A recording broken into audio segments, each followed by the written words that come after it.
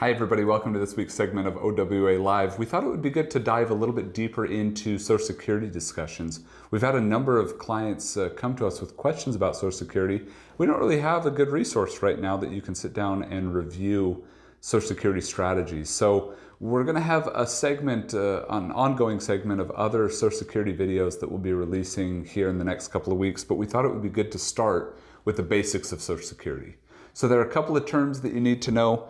First is FRA, that's your full retirement age. Now everyone watching this, this broadcast, this recording, has probably a different full retirement age.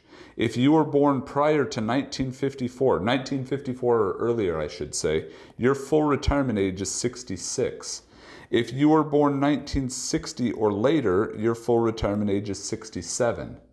If you were born between 54 and 60, you've got kind of a weird deal. For every year beyond 1954, you add 2 months to your full retirement age. So 1955, full retirement age is 66 and 2 months. 1957, that's 66 and 6 months. 1959 is 66 and 10 months. So you have to kind of make a mental note for yourself. Now, full retirement age is important because this is how your Social Security benefit is determined.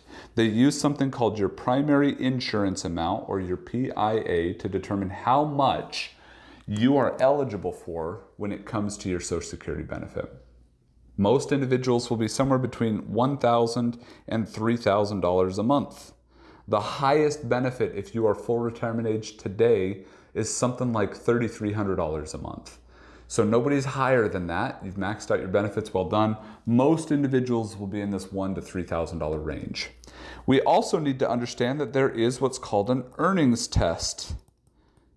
If we file early, meaning before our full retirement age, and we continue to work, we can be penalized if we're making more than $19,560 a year, and they do prorate that monthly. It's about $1,600 a month. If you make more than that, for every $2 above the Social Security limit that they set, they take $1 of Social Security benefit away. So essentially, if you're making $50,000 or $60,000 a year and you file for your Social Security early, the earnings test can wipe out your benefit completely for that year.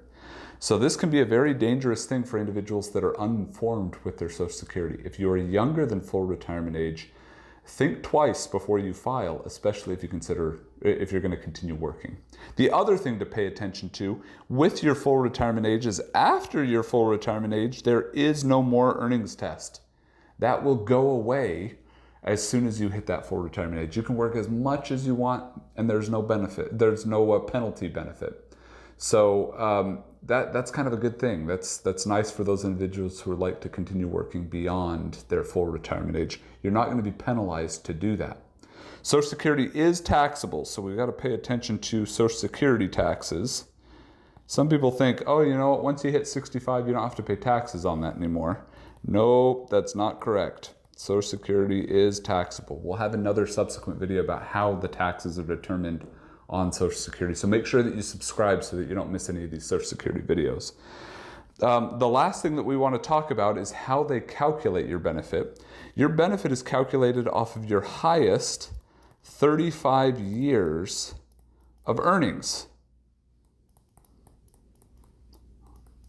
35 years. So you've got to make sure that you've got 35 years in order to qualify for those benefits. If you don't have 35 years, they fill in zeros for all the missing years. If you have 40 years, then they pick the highest, not the most recent, the highest 35 that you've got. The last piece with all of this is that we want to make sure that we have our earnings statement. This is a benefit that you should look at on a regular basis. Once per year, you should be going onto the Social Security website. It used to be that they would mail those out to you. Now you have to go and get them yourself. But getting that earnings statement will help us to determine when you should be filing for benefits. It's one of those important numbers that you should just kind of know. So until next time, stay tuned for more information on these Social Security segments. Thank you for joining us at OWA Live, and we'll see you next time.